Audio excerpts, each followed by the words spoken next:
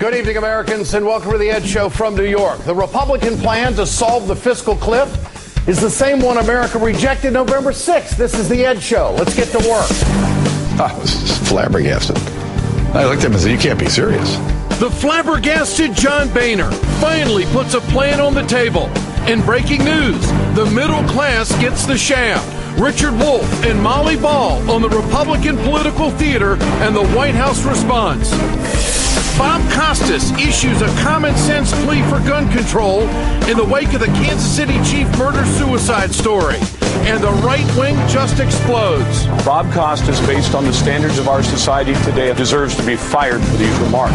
New York Times columnist Bill Rhoden and Dan Gross of the Brady campaign respond. Corporate profits break records again in the third quarter. We'll tell you what it means for workers. And just when you thought it was too early for a horse race,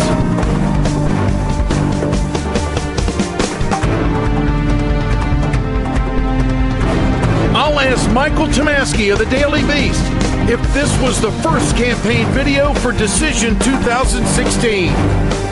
Good to have you with us tonight, folks. Thanks for watching. John Boehner and the Republicans are still hanging on to their ideological hats. They have no intention of raising taxes on the top 2% of Americans. The latest attempt by the House Speaker to change the conversation is a plan the American people rejected a month ago. The Republican counteroffer to the White House plan relies on $800 billion. The plan does not raise any tax rates on the top income earners. It also contains $600 billion in health care cuts, including raising the Medicare eligibility age. Who has been for that? Nobody. There are $300 billion in cuts in mandatory government programs and another $300 billion in cuts to agency budgets, discretionary spending. So the Speaker's office sent a letter to the President of the United States outlining the plan, saying that new revenue would be generated through, have we heard this before, pro-growth tax reform that closes special interest loopholes and deductions while lowering rates. Oh boy, it's the Mitt Romney plan again. The offer letter actually described the proposal as the Bowles plan. Republicans say the plan is based on the outline by the Debt Commission co-chair Erskine Bowles. Mr. Bowles disagrees. The approach outlined in the letter Speaker Boehner sent to the president does not represent the Simpson-Bowles plan, nor is it the Bowles plan. The White House also rejected the offer in a statement today.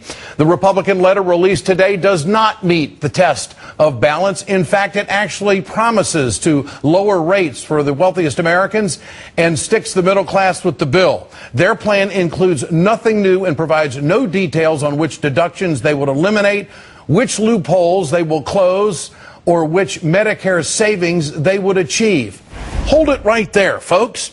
Loopholes. Aren't we all tired of hearing about loopholes? Treasury Secretary Tim Geithner made appearances on all the Sunday talk shows to hammer home the specifics of the White House plan. Republicans tried to counter his presence using their favorite media source.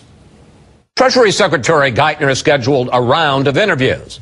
But then, Friday afternoon, Speaker Boehner's office called to say he wanted to come on Fox News Sunday to tell his side of the story. Gosh, I wish I could get those calls. Fox News gave John Boehner the floor, but he showed up with nothing. We've laid it all out for him. A dozen different ways you can raise the revenue from the richest Americans, as the president would describe them, without raising tax rates. What's the biggest proposal you've put on the table since the election in terms of raising revenue from closing loopholes and deductions? Well, you could cap. There's a lot of different ways to get there, but you could cap deductions at a percent of income. That'd be one way to get there. You could eliminate certain deductions for those the wealthiest in our country. You could do all of that. Well, let me ask you a couple of specifics. Would you eliminate or limit the home mortgage deduction? Listen, there are a lot of options in terms of how to get there. Now, I'm not going to debate this. Really? Not going to debate this? So he specifically did not say no on the home mortgage deduction. Didn't do that. That's the biggest write-off that middle-class Americans have. Nor were there any specifics on loopholes. Give us just one loophole, Mr. Boehner. One loophole. Can't you get one? I mean, our tax code is how many thousands of pages, and you can't give us one loophole? Well, on TV and on paper, Republicans refuse to offer details about just how they're going to get all this revenue they're talking about. Secretary Geithner explained why the Republicans can't sell the specifics of their plan. And if Republicans would like to go beyond these reforms, or they want to do it differently, they should tell us how they want to do it. Again, what we can't do is... What if they were to propose the Republican budget that they passed, they passed the last 2 years? There's no risk they're going to do that, Chris. Well, but wouldn't it be as serious as you proposing your budget? No, but they've had the American people could take a long time to take a careful, hard look at that plan, and they found no merit in it. Yeah, this thing called the Ryan Plan, you know, President Obama continues to take his case to the American people who rejected the Ryan Plan. Today, he answered questions directly on Twitter. One person asked the president, Mr. President, why won't keeping tax rates low across the board encourage more hires and therefore more tax revenue? The president responded, high-end tax cuts do the least for economic growth and cost almost $1 trillion. Extending the middle-class tax cuts boosts consumer demand and growth. The White House also released a new video today showing how President Obama has been consistent on his message throughout the last couple of years. It was central to his campaign.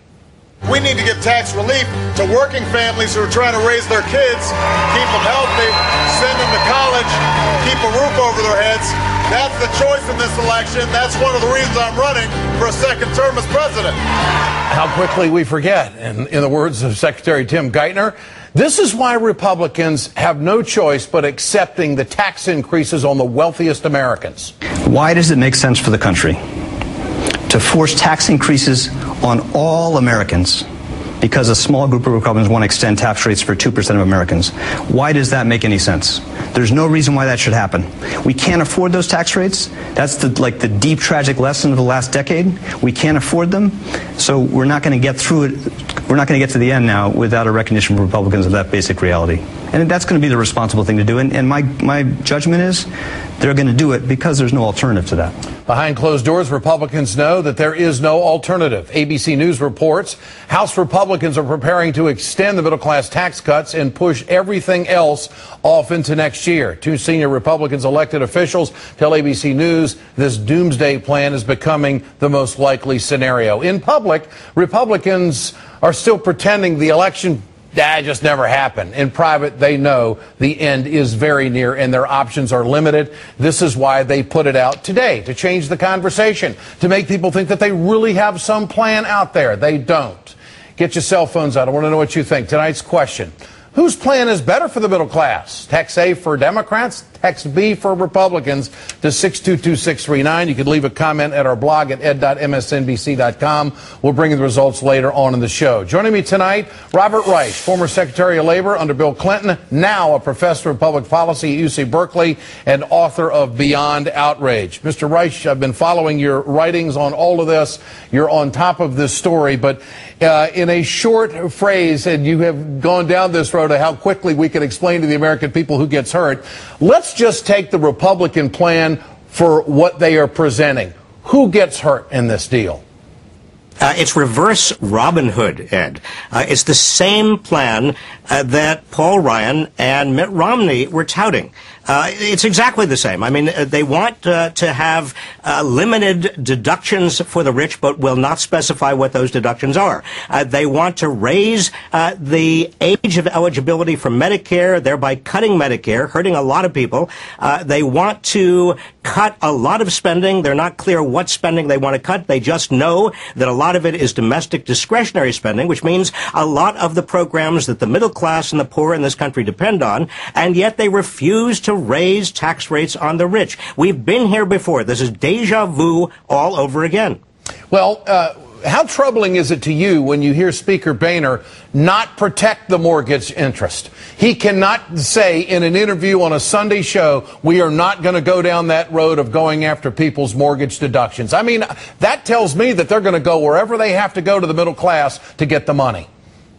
Well, not only are they going to go after the middle class, they're obviously going to go after the middle class because given that we have a large budget deficit down the road, and given that if we don't want to and they don't want to cut military spending, what's left? They're going to have to cut programs that are beneficial to the middle class and or raise taxes on the middle class. I mean, this is another example. This is a continuation of the war on the middle class that they started years ago, and now it's becoming clear clear for everybody to see. It was very clear before the election, but we had an election. Yeah. Americans repudiated the Republican idea, repudiated reverse Robin Hood economics, and yet they're coming back with it over and over and over again. I think the fact that Boehner will not schedule a vote on the middle class extension of the Bush tax cuts that the president wants. He won't schedule a vote. The Senate has already passed this. Sure. Boehner is under increasing pressure, even from Republicans, to schedule a vote on this and get it out of the way. Well, once they do that, the game is over. Well, Nancy Pelosi's trying to take care of that. House Democratic leader Nancy Pelosi plans to bring a discharge petition to the floor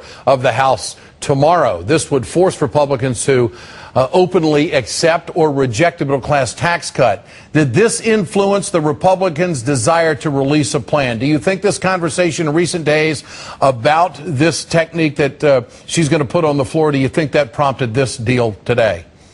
Well, if you call this deal a plan, I mean, there's nothing here, Ed. There's no there there. This is exactly what Romney was touting.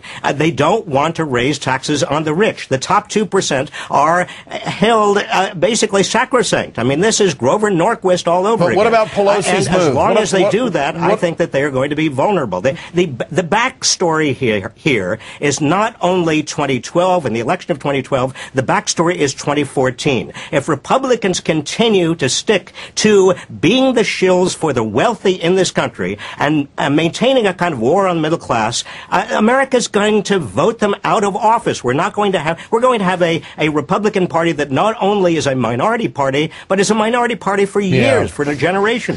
Robert Reich, great to have you with us tonight. I appreciate your time. And this programming note, Democratic leader Nancy Pelosi will join me tomorrow for an exclusive interview on the fiscal cliff negotiations and much more. You won't want to miss it. Very timely. Remember to answer tonight's questions there at the bottom of the screen. Share your thoughts with us on Twitter and at Ed Show and on Facebook.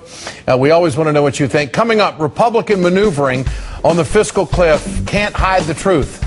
They still want the middle class to bear all the pain. Richard Wolff and Molly Ball join me. Stay with us. We're right back.